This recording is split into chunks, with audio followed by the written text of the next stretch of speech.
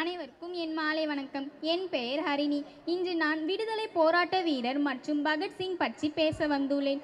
இவர் 1907ஆம் ஆண்டு செப்டம்பர் 28ஆம் தேதி பஞ்சாப் மாநிலத்தில் பிறந்தார். இவர் சிறு வயதிலிருந்தே நாட்டுப்பற்று கொண்டவராக இருந்தார். இவர் சீக்கிய குடும்பத்தை சேர்ந்தவர். இவர் பிரான்ஸ், அரபிக், போலிஷ், ஸ்வீடிஷ் போன்ற 5 மொழிகள் பேசும் திறன் உள்ளது.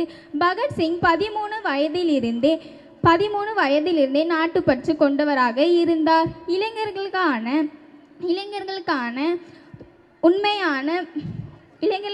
உண்மையான சக்தியான இருந்தார். அவரது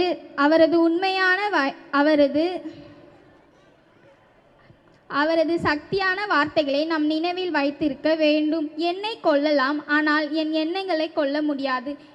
என் உடலை அழிக்கலாம், ஆனால் என் உணர்வுகளை அழிக்க முடியாது. இத்துடன் என் உரையை முடித்துக் கொள்கிறேன். நன்றி, வணக்கம்.